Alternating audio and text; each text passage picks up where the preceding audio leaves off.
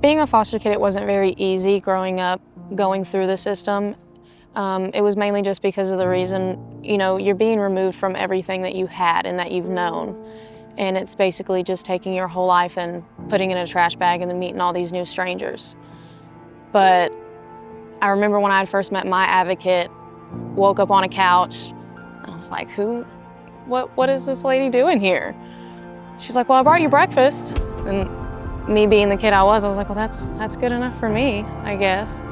CASA showed me that even through the darkest times that there was always somebody that was gonna be there for you, no matter what, even when it felt like you didn't have anybody and it was just you. After meeting my CASA advocate, I knew I always had somebody in my corner. I knew that when I was in the foster care system, I knew that after being around all the other kids in group homes, some of them didn't have advocates like I did.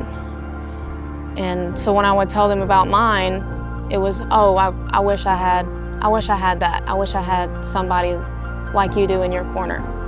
So I wanted to come back and I wanted to be that for kids. I wanted to be who I needed when I was younger, or who those kids need when they were younger. And if I don't do it, I don't know who else will. The biggest impact that CASA made on me, it's a little sad, but I was up in Dallas in a hospital bed, and I was in a very, very bad spot because I just got into foster care. I was very confused on everything that was happening. And I didn't want to talk to anybody. I didn't want to see anybody. But I remember her waking me up at 3 o'clock in the morning and saying, I don't care if you fight me. You're gonna drink this juice because you need it. I don't care if we sit here all night. And at that moment, I realized that no matter what, I was always gonna have her in my corner. I can connect with the kids on a different level because I went through that. I know what it felt like to feel like you didn't have anybody. I knew what it felt like to be taken away from everything that you've known and put into something new. It took me a while to navigate through that, which luckily I was granted with a really good advocate, and she helped me through that. So now I can take my experience and how my CASA helped me through my experience and use it for my own to help other kids. With everything that you're gonna go through in the system, you have to remember to stay positive and always remember that no matter how bad things get, that there's always gonna be light. Regardless if you find that with your advocate, with other people that you meet in the system, you're not by yourself because there's a million kids like you. It went really, really, really well. I instantly fell in love with them.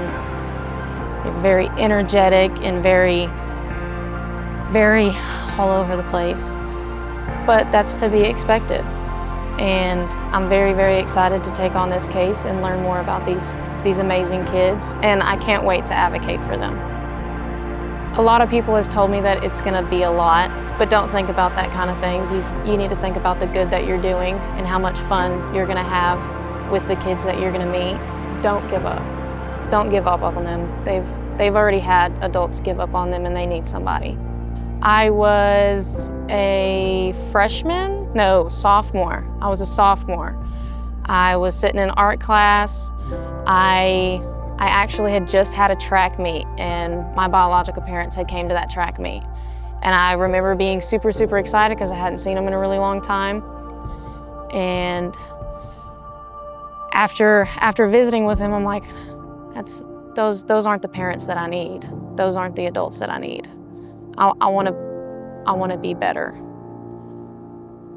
And I knew at that moment, I knew what not to do. I knew what to be like. And in that moment, I was like, well, what kind of role model can I fit into that? Like, who can I fit into that role for me? And I instantly thought about my CASA advocate. And so the assignment was draw something that represents your role model. And that's what I drew. I drew trees because of growth and how she has helped me grow into the person that I am today. And she's exactly who I needed when I was younger.